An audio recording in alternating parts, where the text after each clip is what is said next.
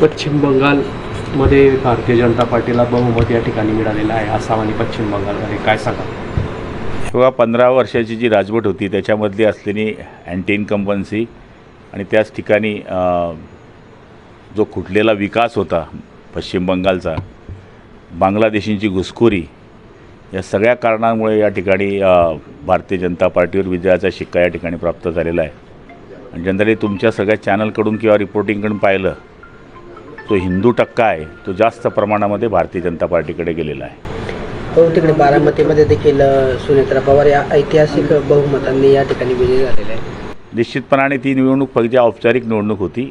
बहुमताच्या माध्यमातून मतदान होणार हे आपल्या सगळ्यांना कल्पना होती. बिनविरोध निवडणूक व्हावी अशी सगळ्यांची इच्छा होती, पण नाईलाजाने ती निवडणूक लादण्यात आली. आणि दादांना श्रद्धांजली म्हणून किंवा दादांवर असलेलं प्रेम हे बारामतीने पुन्हा सिद्ध केलेलं आहे. त्यामुळे सुनित्रा वहिनींचा आणि त्याचबरोबर कर्डिले साहेबांच्या चिरंजीवांचा विजय या ठिकाणी झालेला आहे. नसरापूरच्या घटनेत 4 वर्षाच्या मालिकेवरती अत्याचार झाला आहे, दुर्दैवी घटना आहे. संताप या ठिकाणी मुख्यमंत्र्यांनी फास्ट ट्रॅकवर या ठिकाणी हा खटला चालवण्याचा आपण पाहिलं असेल.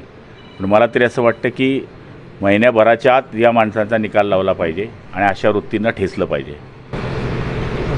आदिवासी पाड्यांमध्ये काही ठिकाणी आपली जलजीवन योजना जी आहे ती मंजूर करण्यात आलेली आहे. 4 मैल गाव जे आहे आदिवासी पाडा आहे, 2023 योजना तिथे प्रारंभ करण्यात आली, पण ठेकेदारांनी मात्र काम तिथलं बंद केल्यामुळे ती योजना रद्द केली आहे. निश्चितपणाने काही ठिकाणी आता आपण पाहिलं असेल की जवळपास 26,000 योजना आपल्या 52,000पैकी पूर्ण झालेल्या आहेत. पण निधीच्या अभावी काही प्रमाणामध्ये आमच्या योजना बंद आहेत. आणि आता सध्या तर 1.5 वर्षापासून राज्याचे 4,800 कोटी जर सोडले, जे राज्याने स्वहिस्सा म्हणून टाकले, केंद्राकडनं पाहिजे तशी मदत मिळालेली नाही आहे. त्यामुळे जवळपास 70 ते 80% योजना बंद आहेत. त्यामुळे साहजिक पाण्याची टंचाई आहे. बहुतेक महिलांना अक्षरशः पाण्याच्या पिण्यासाठी 3 किलोमीटर पायी अंडे घेऊन जावं लागतं. आपल्या सूचनेवरून उद्याच्या उद्याच मी त्याचा पाठपुरावा करेल आणि जर तात्काळ तिथे दुसरी कुठलीच व्यवस्था होत नसेल तर टँकर सुरू करण्याचा या ठिकाणी मी आश्वासन करतो. निवडणुका आल्या की मोदी शहा सरकारवर तळ ठोकून बसतात. ज्या ठिकाणी निवडणूक आहे त्या ठिकाणी त्यांचं तळ मांडलं असं संजय राऊतांनी सांगितलं. त्यांना कोणी मना केलं? त्यांच्याकडे तळच नाही तर ते ठोकतील कुठे? काय सल्ला देणार?